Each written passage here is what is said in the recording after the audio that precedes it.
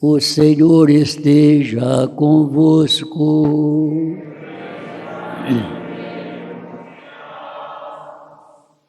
Proclamação do Evangelho de Jesus Cristo, narrado por São Marcos.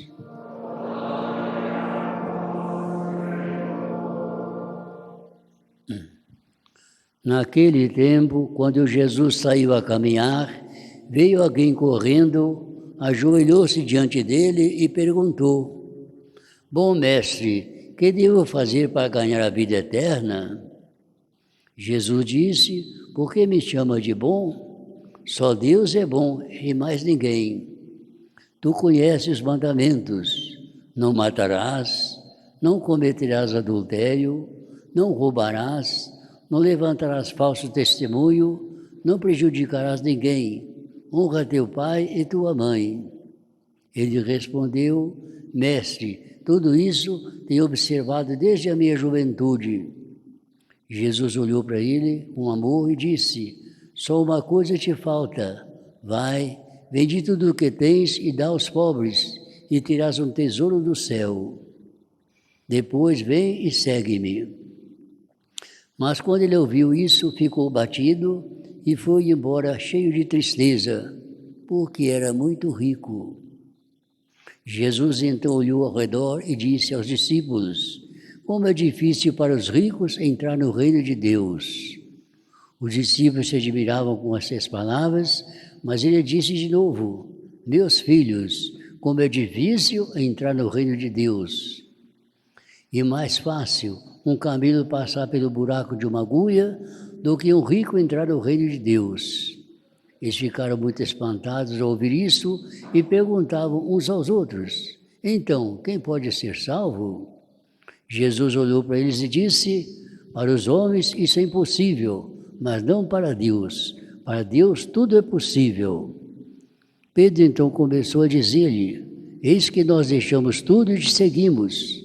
Respondeu Jesus: Em verdade eu vos digo, quem tiver deixado casa, irmãos, irmãs, mãe, pai, filhos, campos, por causa de mim, do Evangelho, receberá 100 vezes mais agora durante a vida, em casa, irmãos, irmãs, mães, filhos e amigos, como seguidores, com perseguições, e no mundo final, e no mundo futuro, a vida eterna. Palavra da salvação.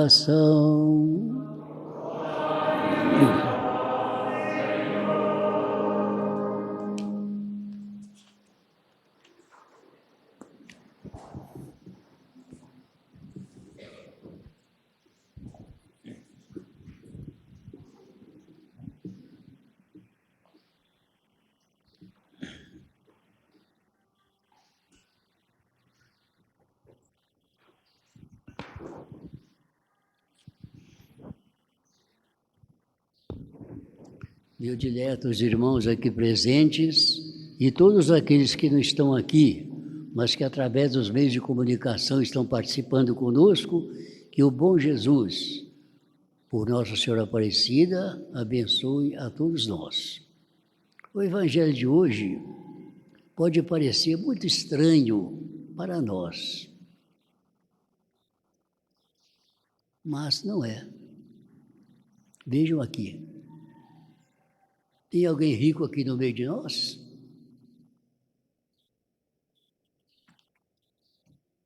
Onde estão os ricos?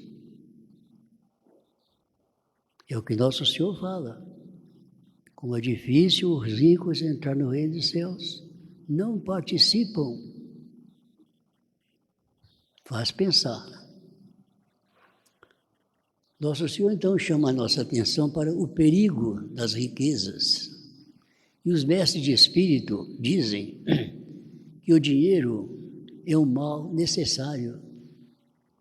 O que fazer então? Se esforçar para conseguir a riqueza de forma honesta e usá-lo com critério. Então a riqueza Não vai ser um perigo, vai ser uma garantia de salvação, desde que adquirida com honestidade e usada com critério. Quando Jesus disse que é mais fácil um camelo passar pelo fio de uma agulha do que um rio se salvar, usou apenas uma imagem hiperbólica para indicar uma coisa humanamente impossível, não para Deus, para os homens, indicar uma coisa humanamente impossível. Entendamos bem, o que Jesus quis proclamar com toda a energia é que o Evangelho não pode ser assimilado, porque quem tem o coração escravizado ao dinheiro. Sobretudo as grandes propostas do Evangelho, como é o caso da vocação sacerdotal, a vocação para o estado religioso, a entrega sem reservas ao serviço dos irmãos, como aparece nos grandes missionários do cristianismo, não se compatibilizam com a preocupação do dinheiro, fonte de ambição e de avareza. A sobriedade, grande virtude, a sobriedade de vida é virtude eminentemente apostólica. Ser rico, quando a riqueza foi adquirida honestamente, não é pecado em absoluto, mas facilmente se torna pecado quando se transforma em egoísmo, pois o egoísmo fecha o coração, fecha-o em relação a Deus, levando a deixar morrer a fé, a oração, a certeza da vida que vem além da morte. Quanto prejuízo! E fecha-o em relação aos homens, fazendo desaparecer todo o espírito de solidariedade e tornando o coração ainda insensível diante do sofrimento dos humildes, que penam na pobreza, do salário insuficiente, no desemprego, na carência do mínimo indispensável para a dignidade do homem, filho de Deus. O moço da paz evangélica deste domingo, embora vivesse honestamente fiel à lei, como ele mesmo afirmou e Jesus reconheceu, tinha demasiado apego às suas riquezas e recusou o convite de Jesus para uma vida mais perfeita, por seu apego ao dinheiro. Foi como que se uma estrela se deixasse brilhar no céu. Quem sabe não teria ele podido ser um grande apóstolo, como os 12 que deixaram tudo, como disse Pedro, e seguiram a Jesus?